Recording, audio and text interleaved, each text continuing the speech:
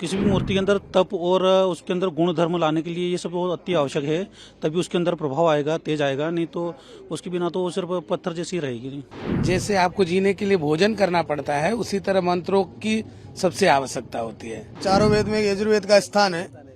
यजुर्वेद का जो स्थान है वो कर्म कांड के लिए प्रधान माना गया है, इसलिए संपूर्ण यजुर्वेद का स्वाहाकार हम लोग यहाँ पर कर रहे हैं। जब तक यज्ञ वेदादि मंत्रों से नहीं होंगे तब तक उस मूर्ति में प्राण नहीं आएगा, तेज बल यश नहीं आएगा। यहाँ पे जो राम प्रतिष्ठा जो हो रही है उसमें चारों वेदों के सभी मंत्रों का स्वाहाकार चल रहा है। तो हम सब लोग शुक्ल यजुर्वेद माध्यमिक शाखा के लिए यहाँ पे आए हैं, तो हम सभी मंत्रों का स्वाहाकार कर रहे हैं।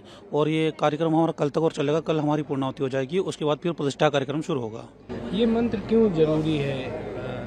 आप लोग अभी कौन किसी भी मूर्ति के अंदर तप और उसके अंदर गुण धर्म लाने के लिए ये सब बहुत अति आवश्यक है। तभी उसके अंदर प्रभाव आएगा, तेज आएगा, नहीं तो उसके बिना तो वो सिर्फ पत्थर जैसी रहेगी। नहीं, कितने लोग हैं आप लोग? हम 108 ब्राह्मण हैं यहाँ पे और शुक्ल यजुर्वेद का स्वाहाकार कर रहे हैं। यज्ञ तो अक्टूबर से ही चल रहा है, लेकिन शुक्ल यजुर्वेद का पारायण 10 तारीख से हो रहा है। 10 से 14 तक का है। हम सभी शुक्ल यजुर्वेद के ब्राह्मण हैं और 14 तारीख इसकी पूर्णाहुति होगी। कितना जरूरी होता है महाराज जी ये यज्ञ करना? जैसे आपको जीने के लिए भोजन करना पड़ता है, उसी तरह मंत्रों की सबसे आवश्यकता होती है। हम सब यजुर्वेद के ब्राह्मण हैं। चारों वेद में यजुर्वेद का स्थान है। यजुर्वेद का जो स्थान है वो कर्म कांड के लिए प्रधान माना गया है, इसलिए संपूर्ण यजुर्वेद का स्वाहाकार हम लोग यहाँ पर कर रहे हैं। और हम सब 108 ब्राह्मण मिलकर के भगवान श्री राम की सेवा में यहाँ उपस्थित हैं और हमारा मन बहुत ही प्रसन्न है।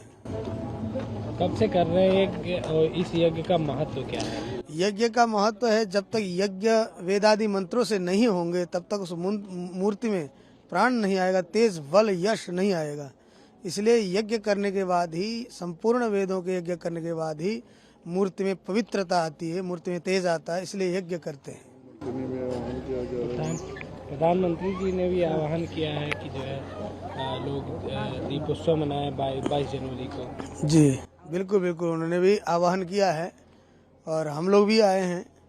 और हम सभी भारतवासियों से प्रार्थना करते हैं अपने अपने घरों में दीपावली उत्सव मनाएं। बहुत वर्षों के बाद ये अवसर प्राप्त हुआ है हम लोगों के लिए गर्व की बात है। जब तक संस्कृति और धर्म नहीं बचा रहेगा तब तक देश कैसे सुरक्षित रह सकता है। यहाँ पास जो यज्ञ चल रहा है उसमें शुक्ल यजुर्वेद माध्यान्ह पारायण चल रहा है, स्वाहाकार चल रहा है। उस यज्ञ में मैं सम्मिलित हूँ और ये कल पूर्णाहुति है।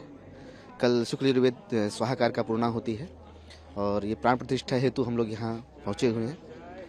इस यज्ञ का महत्व बता दीजिए आप। महत्व, प्राण प्रतिष्ठा चल रही है। प्राण प्रतिष्ठा में यज्ञों का बहुत बड़ा महत्व है। और जैसे कहा गया है, दैवाधीनम जगत सर्वम मंत्राधीनम च देवता ते ब्राह्मणाधीनम तत्सत् सर्वदेवता, मतलब ब्राह्मणों के अधीन ही मंत्र। तो इसलिए हम लोग मंत्रों का पारायण कर रहे हैं, वेदों का पारायण कर रहे हैं। इसमें पारायणों का बहुत जरूरी है। वेद का पारायण होना, चारों वेदों का पारायण होना ही बहुत अच्छी बात है।